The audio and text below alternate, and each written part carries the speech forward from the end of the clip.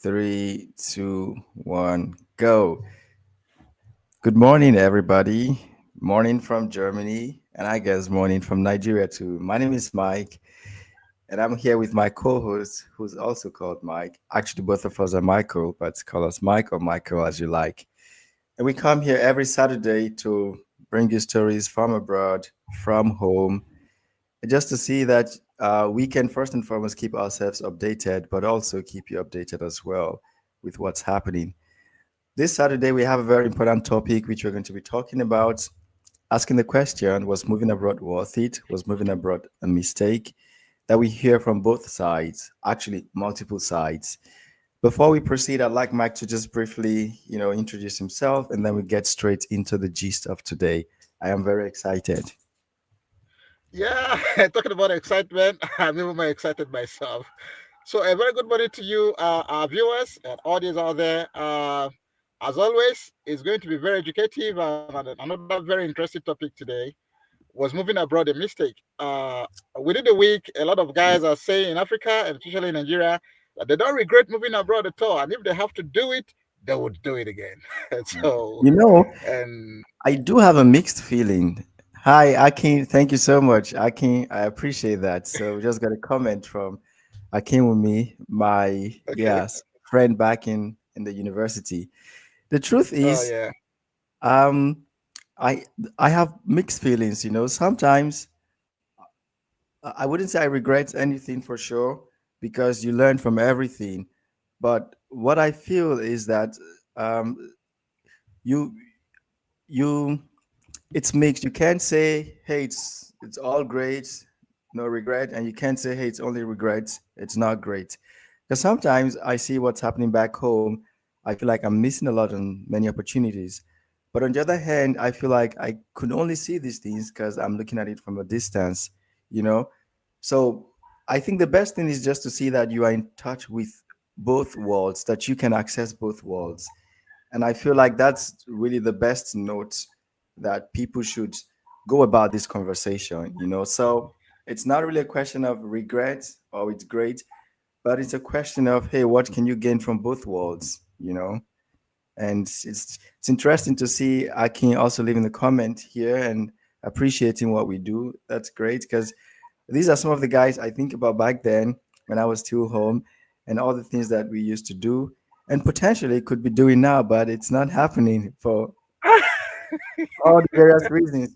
So yeah, I think it's a good start for the conversation. Yeah, talking about because one thing I like here is your balanced perspective always balance, trying to make sure that you keep it just at the center. But I think whether regrets or no regrets, it's just a question of perspective or maybe context. Yeah, 100%. Yeah, definitely. because Definitely. yeah, for most of them, their reason for saying they don't regret this is they say, but what do they miss at home? Because the things that made them to leave, they keep getting worse, or that the economy has not improved, the security situation has not improved, social amenities, infrastructure has not improved, and all that. So why they regret that no matter what it is, at least if you are not flying in the sky abroad, at least nobody will come to your Yeah. house to burn you or kill you. so the Yeah. basic things, and this is was from this perspective, I would say, but I like the way you're bringing up now. Mm. But one thing that's also interesting is like just touching on the security aspect. The insecurity is everywhere, especially given what's happening in the Middle East and also partly in Europe as well. So, in as much as Yeah, it's relatively safer here, but it's not 100% safe. Anything can happen any day, anywhere. And some part of Nigeria are like Nigeria or even Africa are 100% safer than Europe or in the US. So again, it always comes down to specifications. It's always relative, and one cannot generalize. And that's why I try to keep an open mind on both sides because there's always the pros and the cons. So you can't say, hey, this is the best. Nothing else could have happened. No, it goes both ways. But security wise, for sure, it gives people a lot of concerns, no doubt. But it's also important to know that there is nowhere in this world that is 100% safe. If you're following the geopolitics, you will know that even Europe itself is not that safe. We're not Yeah. so Okay. far So, away Michael, from World War III, uh, you know. well, I think I beg to. Yes, you do have a point, very well, but I beg to disagree with you slightly on this today. And this is my Please. what I mean. You don't want to compare for for Iran and the Middle East. It's more like a war scenario. Now, if you want to count the number of deaths so far, it's not up to what you get from a community in Nigeria. It's a war, but in terms of human casualties, the numbers so Mm, far could be less than what you for the number of days that this has lasted. Could be more than that of the number of deaths in one single community in Nigeria. Now, for mm, Iran and the Middle East and Israel, if I might say, they are both using weapon like equal power, more or less. You throw missiles, I throw missiles. This while you're sleeping in your room, somebody come burn you alive. So that's why I said it's a matter of context, which will now influence true, perspective. true, So true. this is the solution. At least for Iran, if you're not going to war, you might not die. Or Iran, Israel, it's kind of well targeted and all of that. And there are rules of engagement. But for this one, you're just at home, maybe sleeping, just with friends, and you go to bed, no war with anybody, and you can't come up a human being the next day. So, and Yeah. this is No, the most for disheartening sure. thing about it. So, Yeah, uh, yeah, 100%. you, you you have no control over what happens to you. And if we want to look at it again in terms of the other indicators, economic indicators, standard of living, life expectancy, cost of living, we'll slightly touch on welfare system, the viability of welfare system, which does not even exist here. I don't want to go on and on. So Mm-hmm, yeah. So mm-hmm. but by the time you look at this, if they say, Michael, like, let me make it personal now, and I'm very sorry if I put you on the spot. It's okay. Go ahead, please. If today they say, Michael, choose between Germany and moving to Nigeria, can you hear me? Loud and clear. You can hear me.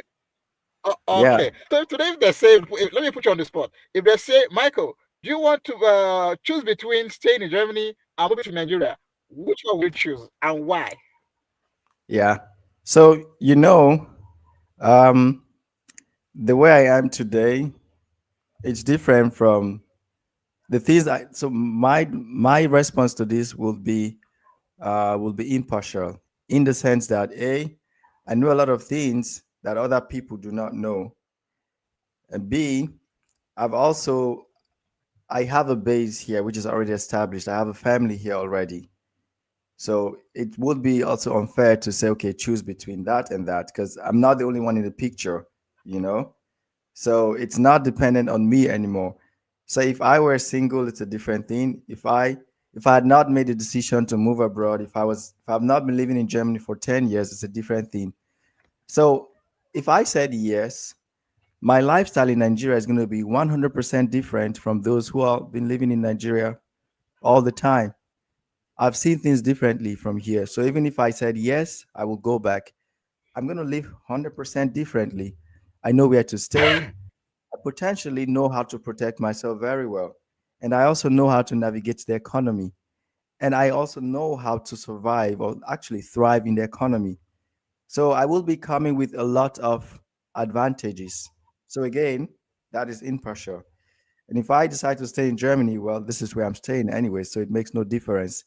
So my point is, if I say yes or no, it wouldn't really make any difference because I'm coming from a partial position. Yeah, the word is partial, not impartial. Do you get what I'm saying? Yes, I get what you're saying. I get what you're saying. But again, let me, like one of our popular journalists will say it, I put it to you. Are you aware that you're just saying this very smoothly, but you've not really been able to do a holistic risk assessment? Before, because ideally, if you want to do any movement, you have to do maybe even if it's investment, you have to do risk assessment. For What sure. is the ratio of dollar to naira as of today? Using Nigeria as a context, the ratio of dollar to naira. Now, A if you are thousand bringing six money, you're hundred. going to come with a lot of money. Yeah. You can hear me, right? Yeah, yeah, loud and clear. Okay. Now, you must have heard stories of guys who just came around, either got kidnapped or got killed and stuff like that. So Yeah. it's not about you can have the best of plans, but there are fundamental issues. Even if you're making investment in Nigeria, people have to relocate a whole company from one state to the other, or you are spending heavily on security to make sure that you remain operational or functional and stuff like that. So the economic atmosphere is quite hostile. That's just the truth. Because even if you Yeah. want to bring in goods, raw materials, the cost, the import duty, VAT, value added tax, and all the other taxes, let me give you an instance. Is it yeah, environmental assessment audit? Now, before now, the cost for medium company size company is about 250. Now it's about 1.5 million. So the cost of even doing business is quite not easy. Mm. So by the time you have an in-depth knowledge and analysis of the situation, you would sister you are in a, you would realize that you're in a system that works better. When it comes to power, you don't have to bother about power, providing yourself energy, because you have a Mm. system in place. All you need to just to do the right subscription and get the right access and all of these Hmm. issues. So Yeah. I think I totally agree with you. So I'm not saying otherwise. I'm just saying yeah, that I would have an edge over other people. That's all I'm saying. yeah. So even if I Okay, say yes, someone should not take my decision, someone yeah, should yeah, not yeah, work with my own decision because it's going to be completely different from them. So for yeah, sure, I acknowledge all these things you mentioned. I'm just saying someone should not base their own decision on mine yeah, because we would yeah, have yeah, yeah. completely different experience. Yeah, because your afforded realities could not be exactly same with mine. I think I get your point. Exactly. Yeah, that's where Yeah. I'm coming from. All right. Now, I was watching a video the other day, and one of the guys in Europe, a woman, in fact, a lady, was saying, "Guys, don't come over here. Oh. It's not funny here. It's not what you guys think. When I go there, the thing say we are enjoying here. Life in Europe is difficult. I must tell you. Our guys are on the street, so are hungry, tags, hungry, walking about. Some have gone insane because of the hardship. Just stay there. Don't come here. Oh. And on this platform, on this program, you've always sounded it. You are needed here. Come over if you can. If you think it Yeah, works better for you here, if you think your destiny lies abroad, if you have what to, if you are coming to add value and all of these things that we'll be saying here, come over here. So, what yeah. exactly is the issue? Some are there saying no regrets. If I have to do it, I will do it again. Somebody is Hmm. there saying, please don't come over here. Michael, over to you. Hmm. Yeah. So I like that. I like that question that you just put. That's the fact. Um, let's put some facts down. If you recall, the main reason we started this conversation first and foremost is to make access to opportunities about moving abroad in an informed way to people. Very And more correct. precisely to Europe, like Germany as the primary point of destination, but of course other parts of Europe.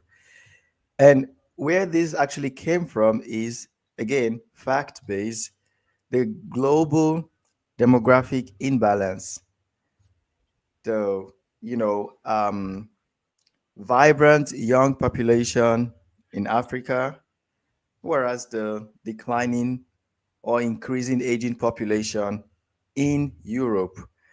Um, Now, this already creates that imbalance in both parts of the world. And 100% they are needed. There's no doubt about it. I think we can agree that this is the fact.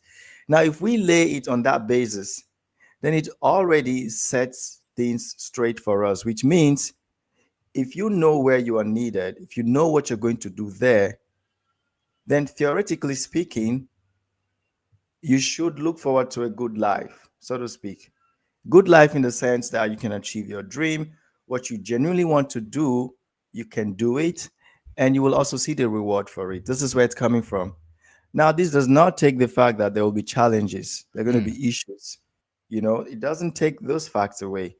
So now, when someone is saying, don't come here, what's the basis?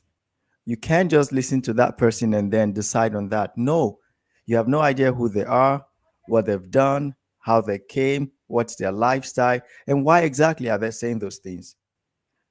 Chances are those things will not apply to you. There's a great chance those things won't apply to you. It does not mean that I don't face challenges here. I do face my own fair share of challenges here, but you can face those challenges anywhere that you live.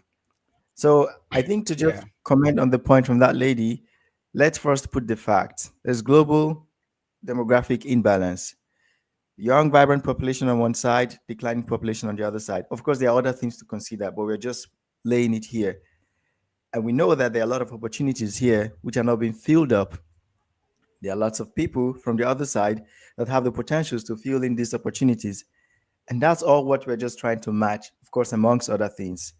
There is challenges with Mm. integration, language, weather, loneliness, social integration, no doubt. But there are still ways to navigate these things. And again, that's why we are doing what we're doing here, so that people are well informed. Hey, as much as you know about the opportunities, pay attention to the following possible challenges. And if you know this in advance, yeah. I'd like to touch on some of the Okay. comments that are coming in, just a second. Okay. Okay. Uh, All right. so Isabella is saying, yes, balanced perspectives from Mike as always. Abio, you can't just, stay on one side. The world needs balance, can't be at extreme. You have to look at both sides always. Yeah. Um, Yeah. then we have Akin here saying Nigeria is difficult, but from experiences, if you can float in Nigeria, beautiful. For me, I want to shuttle for business sake. I totally agree with Aki 100%, because we know also fact based that Africa is where the global economy is moving to. That's where the potential lies, and we're only just beginning to experience it. And not to forget, things get also the most difficult just before things begin to get bright. So maybe that's where we are. Maybe that's why we're facing everything that we're facing today. But I think to a large extent, if you understand both worlds, you will always know that it's best to be home because by default, you do have some advantage, regardless of the issues that you face. Um, then, can you read the point which I'm putting on the screen? Because I think these are actually very important points that are coming up. I think the best way is to earn Okay. foreign currencies in Nigeria. Having an international experience is important for personal and professional development if it's necessary. 100%. 100%. So, again, this is also going back to what I said, having the opportunity to access both worlds, you know, coming back to the balanced perspective. If you are able to access both worlds, then you know what to take from the other world. And you just, um, I hope I'm making some sense. Of course, yes. You're very much on track. You're making Yeah. sense. So, coming back to the latest points, You know. again, yeah, go on, please. No, no. Go ahead. Go ahead. Yeah, I just want to say, coming back to that lady's point, nobody should base their decision on someone else's experience. No, one person's experience would not determine everything for you, especially if they have a completely different profile than you do. That's one part. And then the other thing is, I think our key objective here is how can you access both worlds? I'm having this conversation with you on a weekly basis so that I am updated on what's happening on the other side. So this is me keeping in touch with the other world. And you are doing this so that you can also have information on this world, on this side. And our audience can benefit from That's both very cool. worlds. And now we can make informed decision for ourselves, and not based on someone else's experience. All right. So thank you very much. I think that's a very smart one. Not making a decision It's a based on smart one. someone else's experience. Okay. Not making your decision based on someone else's decision. I think that's brilliant because most time like, you ask a question here. This person who is saying this is what are the other surrounding circumstances? How They did this won't say person get that. in here? Yeah, they Yeah. won't say all How those did this things. person get in here? These guys Yeah. you are seeing on the street, what are the circumstances surrounding they are being found on the street?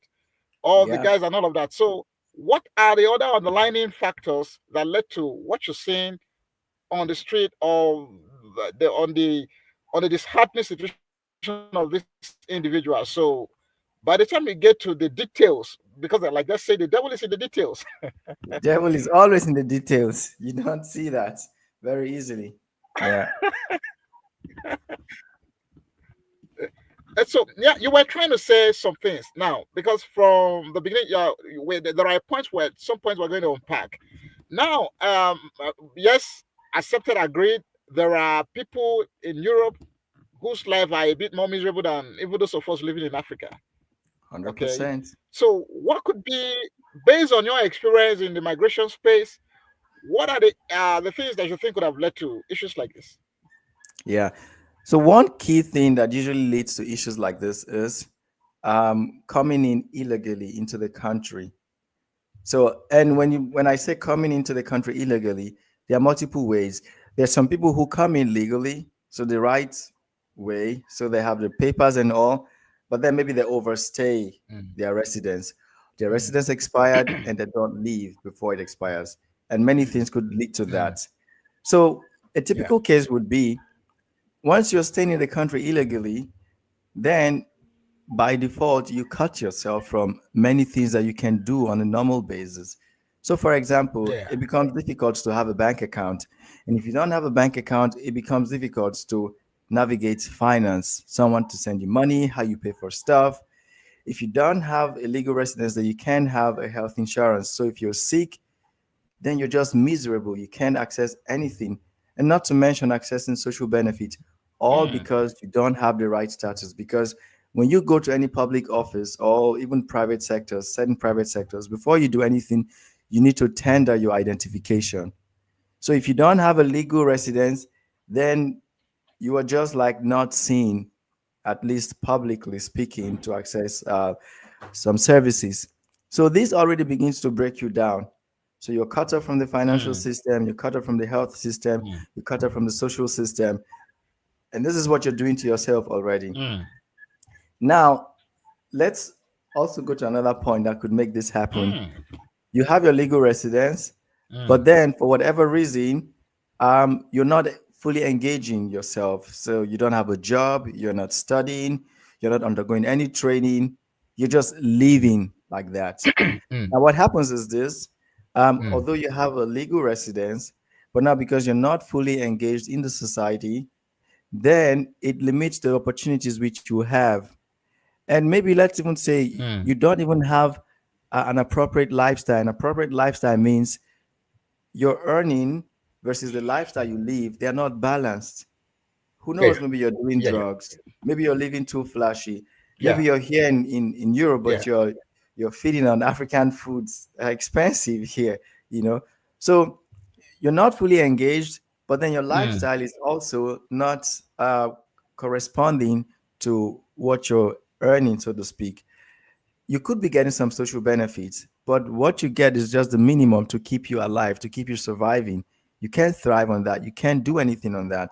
And then what happens Mm. is you just end up complaining, complaining, Yeah. complaining.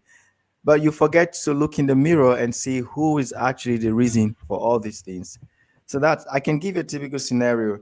Let's say you finish studying and then for whatever reason you decide Mm. not to chase a career in the field that you studied. You decide for whatever reason to go for some kind of job, something, in my opinion, less than your qualification. And again, many things could make you go that route.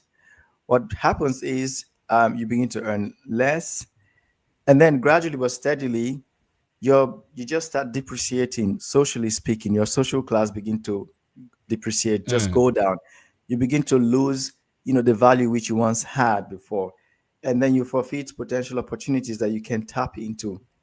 So multiple things are happening here. There's the psychological aspect where you just keep thinking, why is this happening to me? And that is taking a good portion of your capacity, your mental capacity, which you can channel Mm. to more important stuff.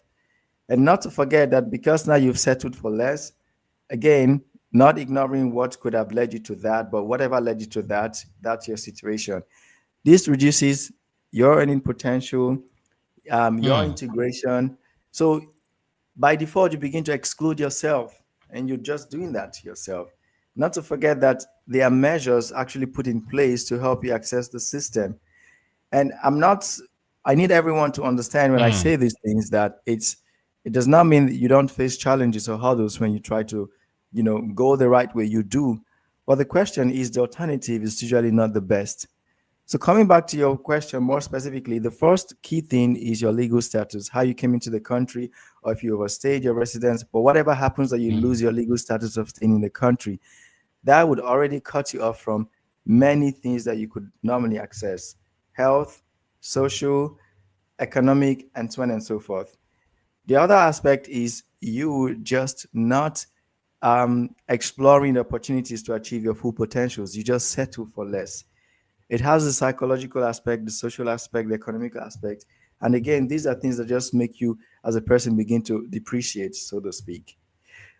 Um, Other things that could also cause it is yours, the people that you surround yourself with, they say that you are the average of, is it 3 to 5 persons that you surround yourself with?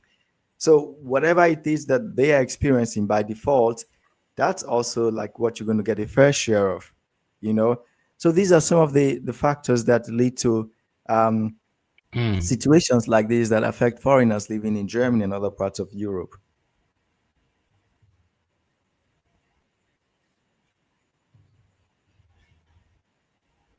And I mean, the list actually goes on and on and on, but we couldn't touch on all of them, you know. Um, but the bottom line is just ensuring that you have the right legal status in the country. Wow, thank you very much for for exploring this very deeply. It makes a lot of sense. I think basically, from what you've said, how you enter matters a lot, and then your legal status per time matters a lot, and because it informs all, yeah, what you can access or not access. 100%. Yeah.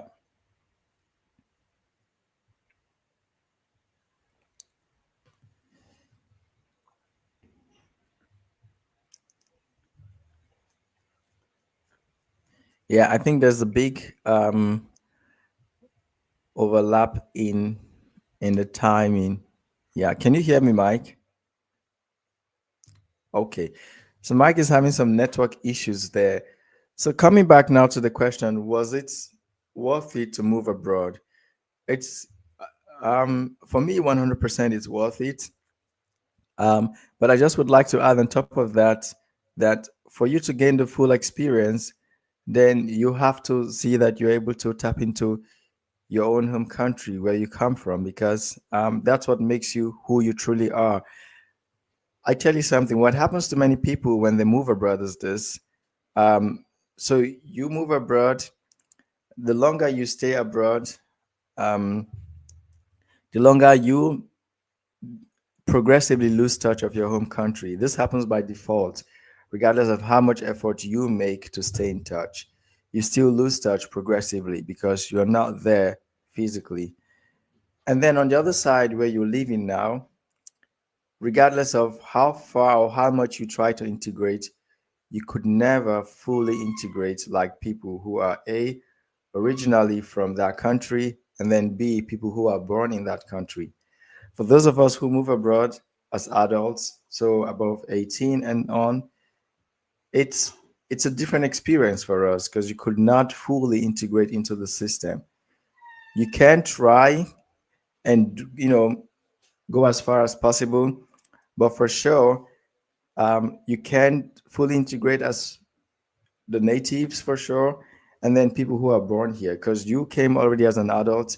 You've passed to a large extent your formation uh, age, so that means you already have some kind of you already have your full mindset. You've been fully formed. There are certain things that you won't do. There are certain group of people that you're not going to associate yourself with. You will not make friends with everybody. You're selective what you want to do. You already, to a large extent, have a clear picture of who you want to be, what you want to become. So these are default factors that already limit, but not in a negative way, your integration into the society. Whereas, on the other hand, your home country, you're not there anymore. So we end up having a generation of people or a set of people that are neither fully Africans, let's say, or Europeans. They are something between. You're not fully where you come from because you've lost touch after a while, and you're not fully where you are because you already came after a certain stage in your life and you're formed. So you're just like kind of floating. And this is actually very, in my opinion, this is posing a risk which we don't see, but it's leading to another generation of people, call them race generation or whatever. But you're not fully European or German, and you're not fully African or Nigerian. You're somewhere between. And I think it's something that we need to begin to appreciate and now see who are we exactly, people like us in this way, and what can we do? How can we contribute? How can we explore the potentials that we have?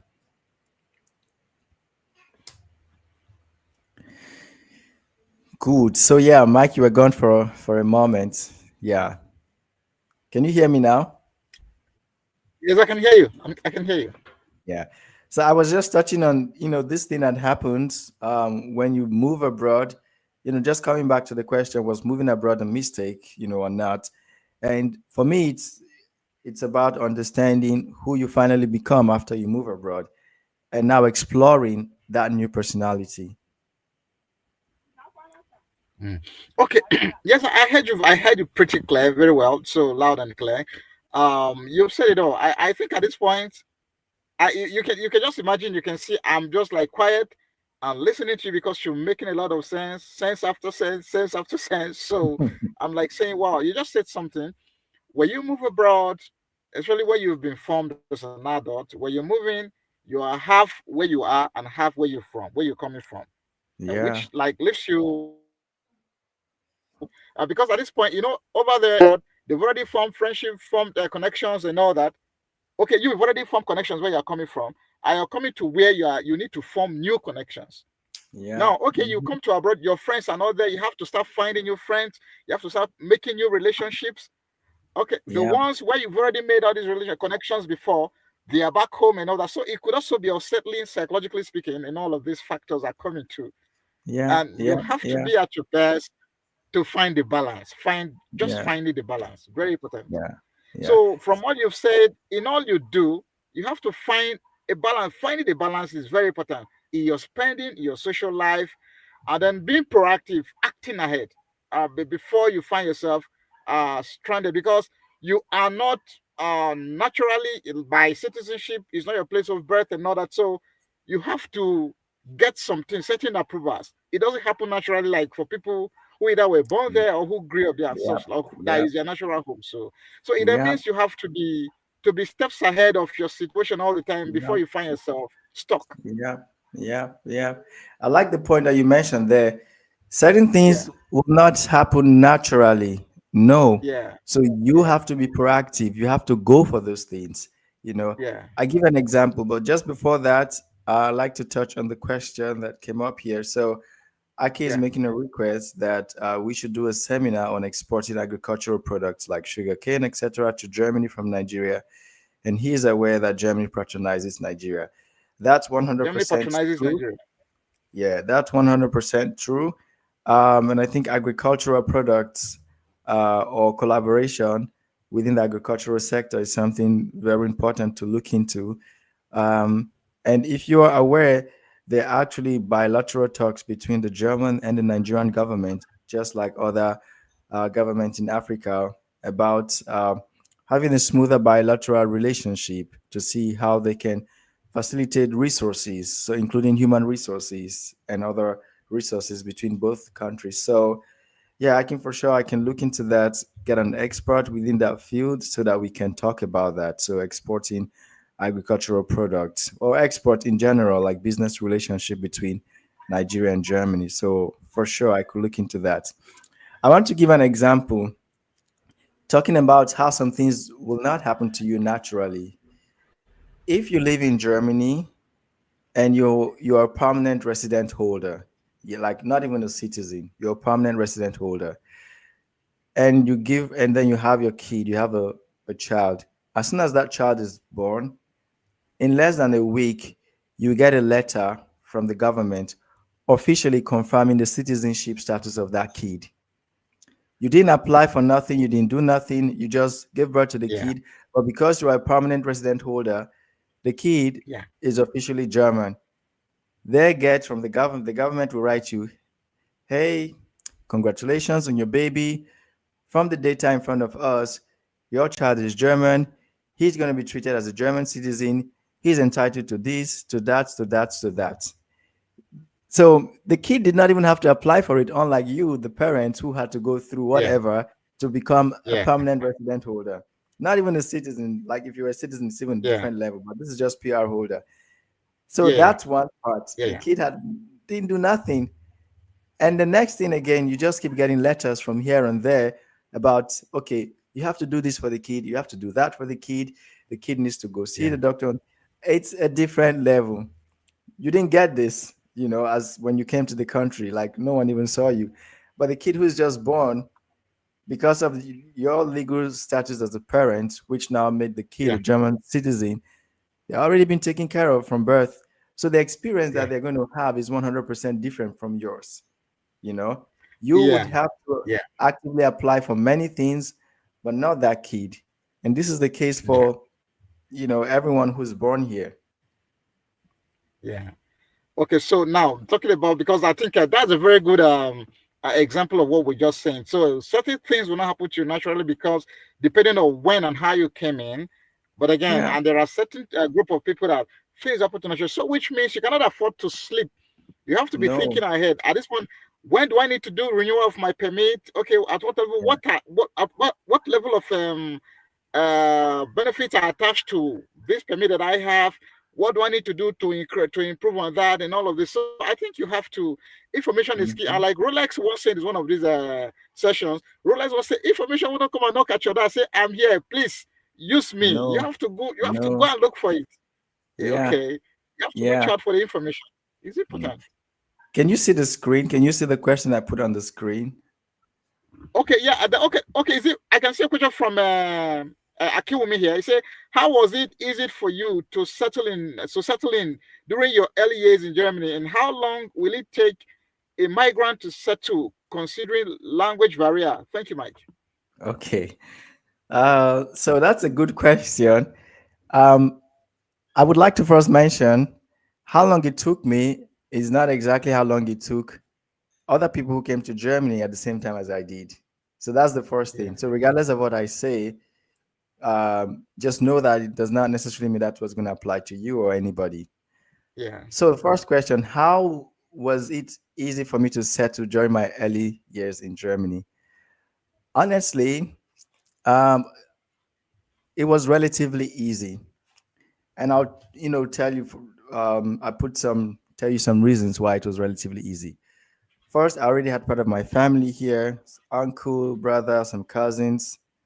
So picked me straight up from the airport, went home, had nice food, and then, a few days later, got train ticket, went to my city where I was going to be studying. Um, so that was completely different experience for some other people who had no one here. However, after I got that first, settlement package, let's put it that way, everything happening in the city where I lived and studied, I had to take care of myself. Before I came to Germany, I already started contacting people in my city and also other students that I was going to study with to ask them about accommodation. How do I get accommodation? I think that was mostly what I was asking about, just accommodation. Um, and there was already that conversation happening. So the first day, that Monday when I arrived in class, words were just going around, okay, hey, Mike is here because I was already talking to them via Facebook. And then one of my classmates, a lady, just offered that, hey, we have an extra room in our apartment. No one is staying there. You can stay there until you find a place. Boom. I already got my accommodation. Now, is this the case for everybody? Of course not.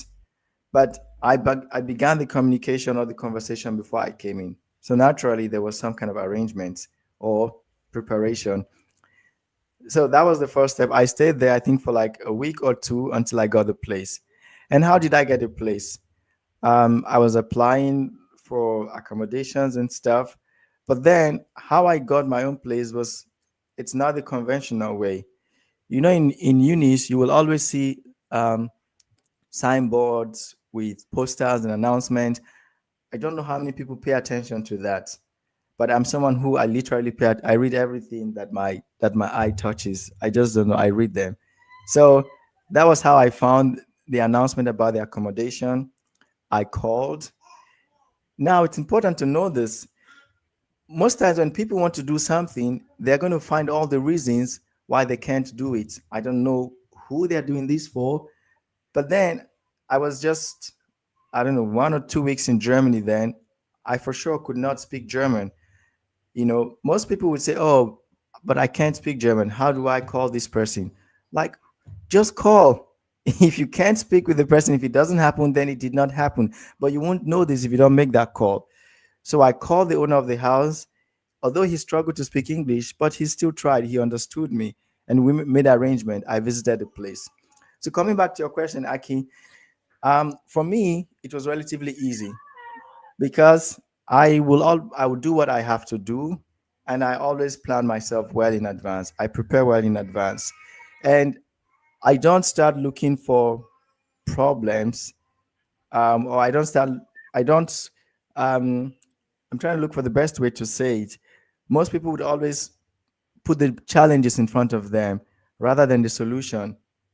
So for me, I see possibilities everywhere until I don't see it anymore. Then I know that, okay, now I've seen that you can't go any further. But until then, all I see is just green lights. So, and that was for me the approach. If I needed something, I would go for it, and I don't care what other people experienced. I get there, have my own fair share of experience, and then I know, okay, this is it. How long it took me to settle? Just I'll finish the question now. How long it will take a migrant to settle, considering language barrier, bro? Some people have been living here for 20 years, 30 years. They are still not settled. So, for multiple reasons beyond language. So, actually, language is not necessarily a barrier. It's for sure there, but you shouldn't see it as a barrier. No, you should embrace it because I mean, it's like someone coming to Nigeria and expecting to speak German. It's like crazy. So, language is not a barrier. It's the culture, it's the lifestyle. It's Germany, so they speak German by default. But you do not need German to survive. But the experience that you're going to have speaking German would be quite different from someone who does not speak it. So you would have more access to opportunities, collaborations, networking, and all. Because I mean, your network is not limited to German speaking, to English speaking people. You have a much broader network because you can speak German. So that by default just expands it. So just to summarize, how easy was it for me? I think it was relatively easy. And I believe mostly because one, I had family here, but also two, because I was very open minded, you know. And then how long will it take for migrants to settle in considering language barrier? It varies. In some cases, it's like, how did you come? Did you come as a student, as a professional worker, on family reunion? All these are factors that will determine how long to take you to settle in. For professionals, it's relatively shorter because they already come, they are working straight up. Language might not be a big barrier for them. For students, probably not, because they will study most likely international course and then have more time to integrate into the society. So it all really depends on who you are and how you're coming into the country. All right. So thank you very much, Akewumi, and for joining. Thank you, Isabella. If you look at this program, you can see in the subtitle on the screen, you can get more information from Setlinn. Yeah, I Especially if forgot to this is your first mention time here. that. Yeah. So there's a lot of information passing at the subtitle on the screen. So for more information on how and all of these issues, you can get all those resources from the Setlinn platform, which will help you to Setlinn seamlessly, and that's what Setlinn does for people who approach it for this level of support. So, Michael, you've said it all. I can't thank you enough for all your perspectives for today. I don't know, I can't thank you enough because you always have this way of bringing everything together and presenting it in the best way possible. And from all that you've just said in your response to Akin, well, you have to have the right mindset. You have to have the right mindset, and very importantly, you have to be proactive. You have to think the problem ahead, cross the bridge before you get there. Cross the bridge Yeah. before you get there. Okay, Yeah. don't get to There the will be bridge no before you bridge cross to it. cross Cross the anymore bridge because you've before you already get crossed it. there. And so, and that's the kind of mindset that Michael has. And like he said, everybody's realities cannot be the same. When you consider the surrounding circumstances. So, but one important thing is Michael has always said it on this platform. Please act ahead. Don't leave it until it becomes a desperate situation. Act ahead. Act ahead. See the problem ahead before it gets to you, and try to solve it ahead. Like you see, Michael got accommodation, everything happening ahead. So it makes your settling in quite seamless and easy for you. And there is no one way to get it right when it comes to this, and because everybody have peculiar realities and circumstances. So it's very 100%. difficult to give you one straight answer to any question that may come on this platform because of the Yeah. variations. Yeah. Yeah. Yeah. Yeah. And so, 100%. yeah, so that's it. We've really come, stayed quite a lot. This is about 45 minutes already. So I don't know, Michael, can you give us your last thought and let's call it Yeah. today? So the first thing I'd like to say, thanks to everyone who's watching this. Um, we are building Setlinn as a platform to help make everything a lot easier for you. As you can see, there are information flying all over the internet. And it's sad to think that migration is one of the most important sectors globally speaking, in the sense that migration is actually what moves the world.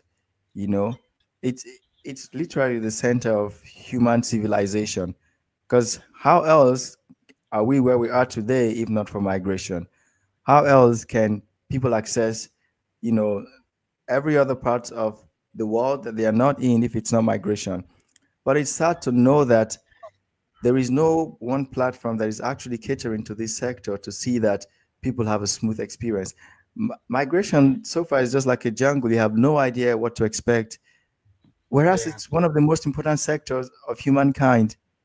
When you think about other sectors, banking, hospitality, insurance, blah blah blah, they seem to be well taken care of. It's not a jungle, but yeah, migration is literally a fucking jungle. You don't know what yeah, to expect, but it yeah, shouldn't be that way. So, and the more we have these conversations, the more it becomes even eye opening why it's like this. But frankly speaking, it's not that complicated. And this is what we are doing right on this podcast, but more importantly, on Settling, the platform that we are building. So if you're not on Settling, I do encourage you to create an account on Settling, and begin to interact with people. Myself, I'm there. The whole team is there. What we're trying to do here is to see that migration is not a mystery, and that you begin to know how to ask the right questions. Because if I tell you it took me X number of years to settle in Germany, it does not mean it's going to take you X number of years. Migration is personal. that's It's very uh, correct. it's personal. It's to a large extent for many people. It's a lifetime. You move to a Mm. certain location, your generation begins there. I'm living in Mm. Germany now. I have my first kid. His experience is going to be 100% different. It's like a first generation guy here, and who knows, he's going to continue here or go wherever. I have no idea. But all I know is that for each person, your experience is unique, and you need to take that seriously. You cannot rely on what you find on forwarded WhatsApp messages, or what you find on somebody's Facebook. video on Facebook Yeah, or on Twitter. No, you have to take it more personal, more seriously. And this is yeah, the community that we are creating at Settling. So sign up on Settling, create an account, be patient.